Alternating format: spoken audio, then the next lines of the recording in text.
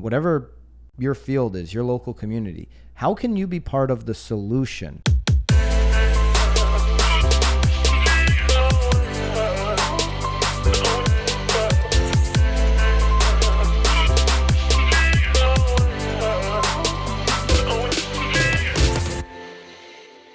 This is Byron and Nicole White, and you are tuned into episode 124 of The Real Word. Word is up. Wow, you did my name today. I wanted to make sure. Did you feel like you did it differently? Because it sounded way different. Like White? Yeah, I always emphasize my name, so I'm trying to get better every day at giving you the love you deserve. So was that was your effort for today? That's my effort. Saying my name louder? Saying your name so that people know who you are. Wow. All right. We've got racket number one, not a racket, totally not a racket. No. But it is our first segment and our first topic. And yeah, it's an interesting one since you said white. Ooh. And it's interesting because we were, my husband and I were actually out to dinner last night, sitting outside of a, downtown, right where we live. Right. And a whole car load of high school, because my husband teaches at the high school. Yeah. Mr. White. So they drove by and started yelling out the window, like, "Hey, Mr. White, Coach White." And I have to tell you that the entire restaurant was like, where we had to show ID after? Well, we had to explain that. Yeah. So we're definitely living in interesting times. Well, so probably because of the way high school kids do it. They're naturally annoying. Well, yeah. But again, I think obviously there's lots of topics to be discussed around that There's topic. a lot of, it's a sensitive subject, obviously. So, but this topic that I'm about to present to you, all of our racketeers out there, is definitely not a racket. And it's something that if you're watching the show, if you've been listening to The Real Word, then you're probably in the real estate industry to some degree. And it's an investigation we all need to be aware of and educated on. There was a 3-year Newsday investigation which uncovered widespread evidence of unequal treatment from real estate agents in Long Island. Okay, right. So they focused on a specific area of Long Island. They had 25, let me just frame this up real quick, 25 testers. Yep. They had tested 93 agents in 240 hours of secret meetings.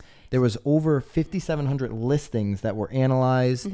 And in that investigation, 40% of the time, they found that unequal treatment to minorities, when compared white versus minorities, 40% overall of the test, there was unequal treatment delivered, 19% for Asians, 39% for Hispanics, and 49% for Blacks. Well, so I think it's also worth stating the reason why they decided to do this investigation was because it sounds as though Long Island is so wildly segregated already, and they were trying to figure out why it continues to be segregated and who is actually sort of feeding the segregation. So so I think it's worth stating that, Long Island wasn't just like pulled out of the hat. They were looking at the demographic across the entire island and were noticing sort of these staggering numbers. So they, of course, decided to sort of hit up the agents to see if maybe they were continuing to feed the trend. So very interesting. And I would encourage everyone to watch the documentary. The link is definitely going to wherever you're listening or watching this. It'll be available for you in the show notes or the YouTube description. Watch this documentary. Yeah, the agents clearly are playing a part in this, Nicole, but there's a lot to it. Of course. I was just explaining kind of like, I think, why they were drawn to Long Island. Here's what I believe. I mean, if you found 40%, so Steve Harney, who's an economist, Keeping Current Matters, we've talked about Steve in the past, he had a tweet that said, wow, this is a blue state, number one, New York. This is the Northeast of America, where you have more highly educated people per capita than other parts of the country. And this happened there. So if you take this, I understand, and they go into the investigation that Long Island does have clear segregation that has continued into 2020.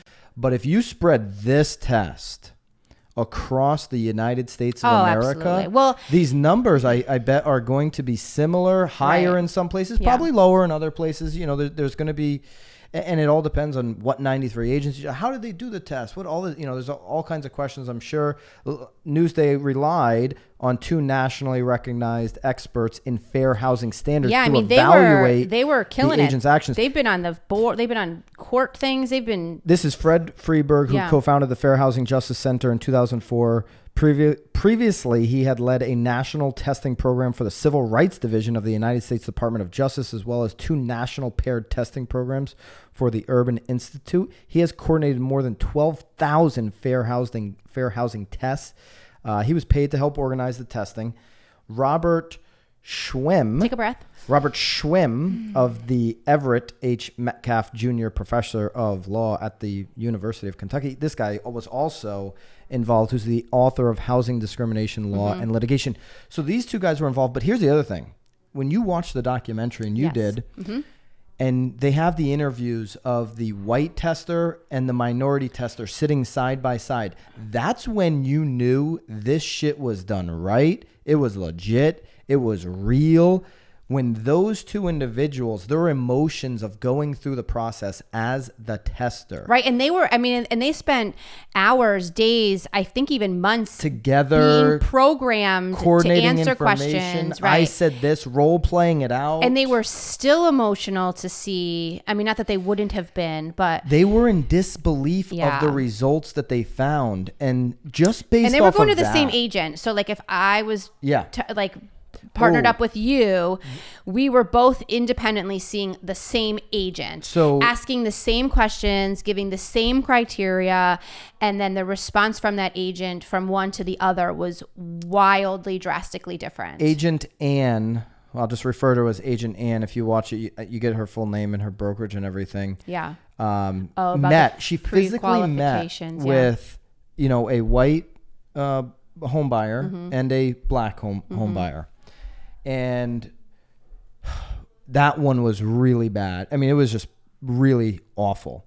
To the white home buyer, when can you get started? Like almost like she seemed, we say commission breath. She had commission breath of like, when can you get started? I want to get you right out there. Like, when can you start looking at homes? She was driving the conversation of looking at homes with the black tester, and both of them met her in person in her office. Right.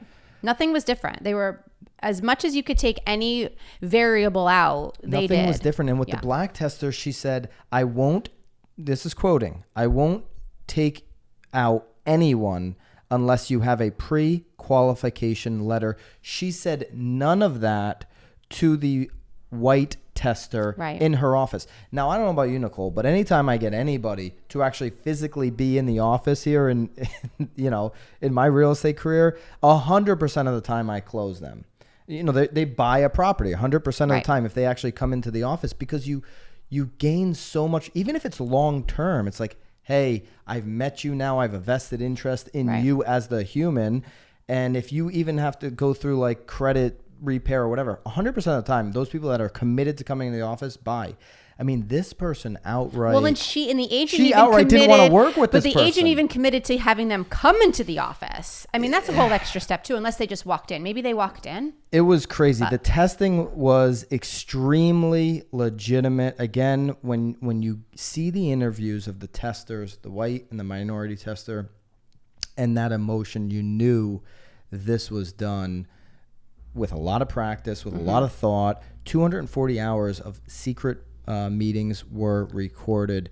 5,700 listings. That's just incredible depth and data that they went into. Another thing that we should note too, because I did send this actually to a few other people, and people couldn't believe that they were even able to record these things. But I guess New York is a single person state where only one person has to know about the recording. So obviously the recorder would know. Right. One of those situations. You couldn't do that here in Connecticut, I guess, right? Yeah, I don't know. I'm assuming. I don't know the laws. I mean, gosh, I thought that was like the law everywhere, not being able to do that. But anyway. And so here's the point, right? I think there's multiple points. There's multiple points, obviously, but this is clear. Let's just call it what it is. This is clear evidence of systematic Did I say that right? Systematic? You did. Systemic? Well, I think it's systemic. Oh, it is? Not systematic. But it's like a word. Systematic. We're trying to be big here. We're trying to be big here. Let's not try to be big. Let's keep in our own shoes. No, this is clear evidence of systemic unequal treatment or racism, however you want to call it, right? And I mean, you had agents that knew they delivered unequal treatment and then wouldn't deliver a statement. Well, right. And wouldn't get on. Some people did participate. Some of these agents did participate and make at least a statement to Newsday. But some of them have just still been ignoring Newsday's calls to this day. Yeah. So I think even as an agent, I think that, I mean, well, regardless of your whatever, I think it's certainly worth watching. Yeah. I think the most important thing that you can do besides being flabbergasted is to reflect. I mean, there were so many times that, they were talking about even schools or areas and like you have to, like as an individual, like reflect, like, have I ever done that? Have I ever said don't go there because that school system is bad? Right. That is. I mean, even just have I ever treated anybody? Have I ever made anybody feel as though I've treated them differently? And if you're bashing on a school system, you better have data to back it up, and you better bash that school system consistently across the board. Well, you shouldn't be talking about school systems with every single at all. No, you can talk about statistics. Statistics, yes, behind school systems. Well, but they're not saying that really. I mean, they're talking about nice. Like this woman's talking about, which areas are nice. I mean, that's not really giving. You had one agent literally say the word steering. I'm not supposed to steer you, but I'm about to steer you. Right. And then went ahead and steered that particular So again, buyer. I think what's important to learn here too, and they did touch on it as well, as education.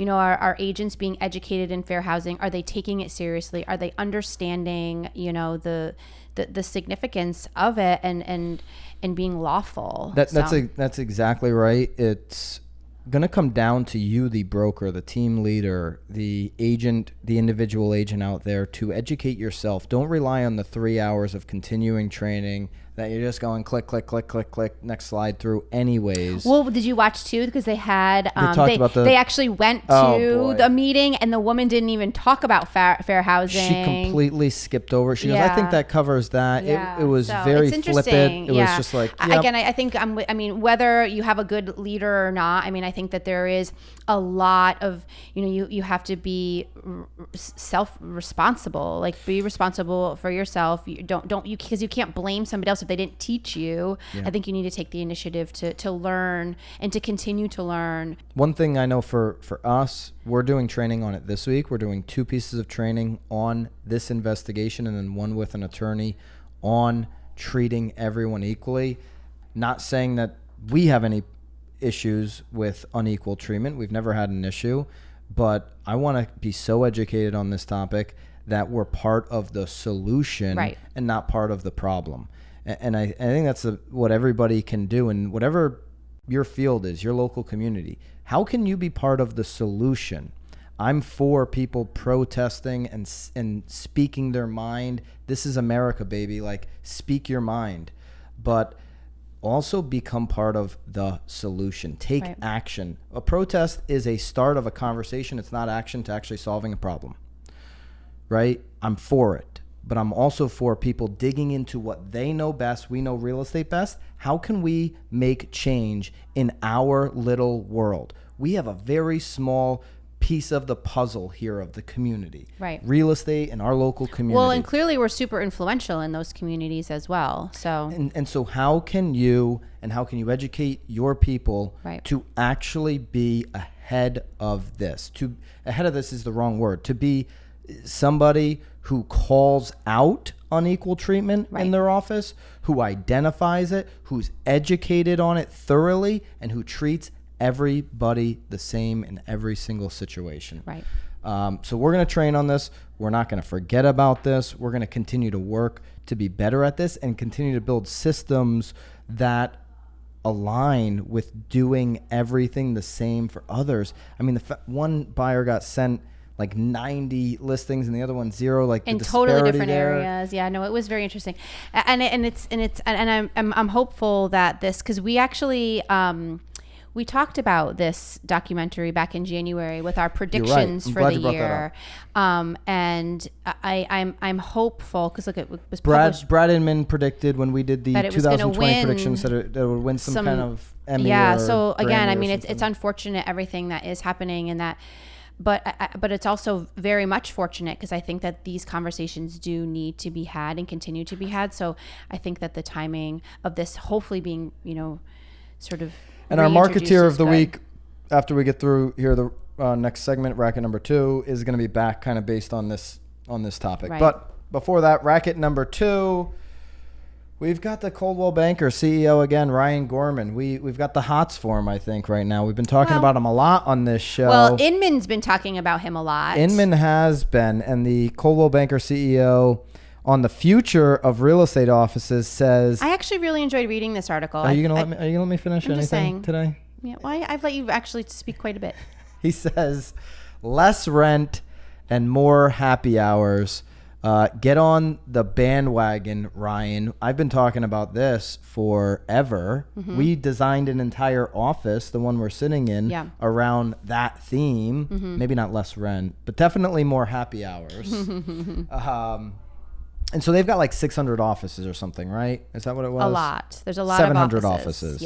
That he's specifically talking about. Right. They want to maximize effectiveness and allocate savings. They're also trying to raise $400 million because the Cartus deal isn't going through. So they're trying to raise $400 million because that deal's not going through. But they are using the money that they're saving to reinvest. So this is probably part of it. They're going to hopefully save some money here. The judge is letting their lawsuit against against Compass, Realogy's lawsuit against Compass go through, which is not specifically Coldwell Banker. Right. But anyways, future of offices, do you agree a place to collaborate, train, and do happy hours? I agree. I mean, I think that I think that's always been the purpose of an office, right?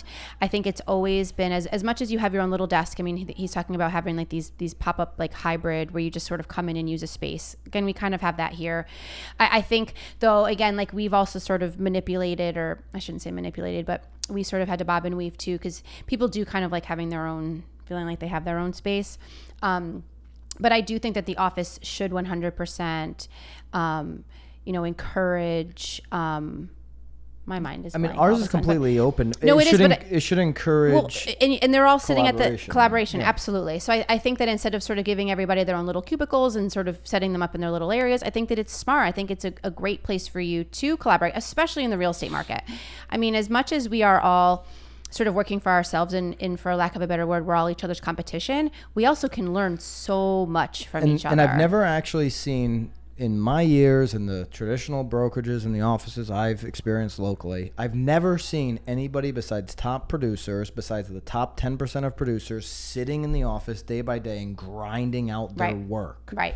Everybody else does it at home, on the fly, in the car, whatever. Right. Every other agent does it that way. And so to the CEO's, Ryan Gorman's point here, why couldn't you just support your top 10% of agents of having a satellite office or give them a good enough split where they can go out and get their own office in their own space, reduce the amount of offices that people can get to. I think he's missing the boat on one big thing. Like, we have a podcast studio in our office for a reason. Like, without the podcast studio, trust me, there would be no office here. Well, I think what he's encouraging, and which many people are now, is community. And he is, though, wanting to continue to have these office spaces and offering them out to their community. So maybe a PTO meeting can happen there. So it is very much multi-purpose, multi-use, and a way to get these people into that space too, which inevitably potentially benefits their agents if ours they're is set up connecting for events, for photo shoots, and for video recording podcasts. That's what it's here for. And there's onboarding going on right now. We have 2 new agents that are onboarding with Lucy, so it works well for that. We have multiple TV screens, Apple TV, so you can zoom up and people can be from anywhere if it's during a meeting. But But you know the deal. Agents, the trend is not going to be that agents are going to be sitting 8 hours in the office. That's never going to happen. Well, especially now with everyone having to be remote too, I think it's really sort of rewiring. Put the nail in that coffin. Right. It's rewiring everybody's brain to now realize that they don't have to go to an office anymore. And obviously working from home can potentially give you a little bit more movement. One of the comments, welcome to the future. I mean, we've been talking about this for a while, but you know, maybe it's not the future, like welcome to now. And in the CEO's defense here, in Gorman's defense, like, you have 700 offices. Like, how could you at that size even think about pivoting 2 years ago? You know, now the pivot has become like, you have to do it. But what's super interesting, though, is because he does mention, though, in this article that during the market crash, they did start doing short-term rentals when they were signing their leases. So maybe he didn't really realize why he was doing it until now, but they were starting to pivot, I think, as much as they could. They're a huge national company. So I think at that point, they started to make the shift, and now they're able to really execute on sort of what they laid the groundwork for, 5-6 years ago. So I'm interested to see how those offices turn out. I wonder if there are going to be any local ones, or maybe some of our local competition is leaving the strip. What do you think? Maybe possible. Who knows? Anyway. All right, Marketeer of the Week. It's not a specific listing or a specific tactic that you can use, but a conversation we wanted to highlight. Inman had their first ever Inman Connect virtual. I did. Did you catch any of it? I caught some of it. Okay. Yep. It was good, and what I caught was good. And this particular panel, I believe, was from Inman Connect. I think it was an Inman Connect panel. Anyways, it was a conversation from Katie Lance, Kendall Bonner, and Victoria Kennedy. They say agents shouldn't be afraid to talk about controversial topics. Now is not the time for marketing as usual. Certainly, we talked about that 2 months ago. We've been talking about it the entire time, yes. And then now, obviously, with everything that's happened in the last 2 weeks of this country with the George Floyd murder, you want to be conscious of what you're posting on social media.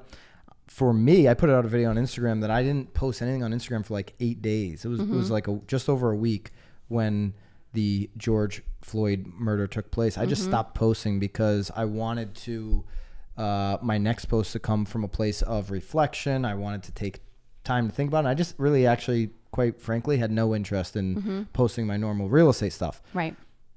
That was what I felt at the time. Not the right move overall. I wouldn't advise anybody who's marketing or branding themselves in this business to go silent on these platforms for 8 straight days. That's not a good strategy. It's just how I felt and what I did in that particular time frame. But here's them talking about saying agents shouldn't be afraid to talk about controversial topics. Well, right. I mean, right here it says, don't be afraid to have an opinion that you think might be controversial, because that's how conversations get started and how change gets initiated. So I want to hear your take on this. I chose to talk about it, and I came from the place similar that we did in Racket Number 1 with the Newsday investigation and what I'm going to do to make sure I'm part of the solution and not part of the problem. And then you have, other people that are, if you go down their feed, they've made this their entire thing. I'm not saying that's better, but yes. Where are you on the spectrum? I never talk about politics ever, right? Because I'm here to talk about real estate. There's a lot of topics that we can talk about that can become very divisive. I try to stay away from that. I can be divisive in terms of my industry, real estate, like calling out a CEO of some brokerage, but it's my industry. Like, I'm willing to have the debate on this kind of stuff because I know it so well. Right. But controversial topics like this, where do you sit on it? So I'm only talking about me personally. I mean, I actually personally read everybody's points, whatever side they're on. I actually have been trying really hard And in this, there is no sides. Like, no, of course, but I'm just, and I don't mean it that way. And I apologize for that. But I've been trying really hard actually, because I feel like I'm only in control of what I can control. So I've been really spending a lot of my time having conversations with my children. I feel like that's probably the most important place for me to do it. not necessarily on Instagram. I don't need my 800 followers to heart how I necessarily feel. But I do need my children to understand the impact that they have on the future, and that they have on what their lives are going to be like and what their reality is. And so I've actually been spending more of my time, like when I watched that Newsday video, I had one of my kids actually watch it with me so that they could understand sort of what is happening even in my own personal job, with, you know, things that people think that, you know, aren't big problems obviously are. So that's how I've been dealing with it, mostly sort of at home. Yeah. Yeah. Katie Lance, who I think very highly of, I've done a panel with her. She wrote a book on social media specific to the real estate industry. Mm-hmm. She's done a whole bunch of good stuff. You know, one of the things she said, this is a great start, but what else can you do? And she was talking about, and maybe we can put that slide up right here. Mm-hmm. She's talking about the black square that last Tuesday, Blackout Tuesday, everybody's posting the black square. The black square, yeah. You know, and so, yeah, I agree. If that's something that you're passionate about posting, that could be a great start. But there were so many people that posted that because they were shamed into posting that, right, quite honestly. Well, it's funny because you got a few texts like, hey, are you going to be posting a black square? Like, which makes me automatically not want revolt to, right, and not want to do anything somebody's texting me telling me I should do. There's a really well-known Instagram handle in the real estate industry that had multiple DMs of people shaming that person because they didn't post any black square or anything, like shaming and unfollow. I noticed, like, even up until I put that video out, I had posted nothing that during that specific day I was unfollowed. Oh, really? Yeah, by people. Yeah. When you put the video out, you were unfollowed? No. Prior on to that day, that Blackout Tuesday, I didn't put out a black square. I didn't post anything. I didn't post real estate related. I didn't post anything. And there was tremendous amount of shaming people that you don't know. If they're having conversations with their 3 children on the backside, if they're spending time planning training for their team based off of a Newsday investigation, like all these different things, the shaming out there, it's quite hilarious. It's like people like, I'm so much better than these people because I posted this. So that's got to stop. But what doesn't need to stop, what should never stop, is our ability to do more. And that's what's right. And that's what Katie's talking about here. There's so much more that one post can do in one specific day. Have tough, uncomfortable conversations like this. Like, right, have the conversation with people in your community or on podcast. Think about what long-term changes your business and your company can implement. What systems can your business actually implement to be part of the solution, not part of the problem? Right. I don't think that anybody... I think you should be cautious always about what you post, and you should be cautious about taking, like, I probably even took too many, like, opinions, wrapped into this, but this is how I feel. So I'm gonna tell you how I feel, right? Right. Well, but again, that's what they're saying though too, is like you're supposed to speak your truth. Yeah. Because then you're supposed to learn from it. Because then it's the only way you then learn is to put out what you think, and I also don't think if you started an Instagram channel or a YouTube channel or whatever, and your goal was to only post 100% of things about real estate, I also don't think that you should feel pressured, shamed, or anything else to not post that content on your specific channel. You should do what you want to do, right? Right. Like, well, I think it also has what do you feel the most comfortable doing? And again, this is a very uncomfortable time. Mm-hmm. So I think you follow your heart, and if you get unfollowed, I mean, I don't think that's reflective of you. It's clearly more reflective of them. But yeah, and I would encourage everybody, whether you're going to change your marketing approach, keep it the same, whether you're going to talk about this like we chose to talk about it, that you respect everybody else that is going through this process the way that they're choosing to, that they're expressing themselves the way they're choosing to express themselves, and you support people, and that you find a way to actually take some action, to actually do some work, to actually get your hands dirty in this problem, which is shared by all of us. Right. All right. Yeah, I think so they're the marketeers of the week. I think we've done it. I think they covered an important topic, one that we're all going to continue, I think. And we all should continue to have the conversations. I think that that's really what all the protests are about too, is just to make sure that it's a movement, not just a moment. So. Yep. All right. Good show. It was good. Long show. Sorry about that, guys. Yeah. Keep it real, and we'll see you here next week. Bye, guys.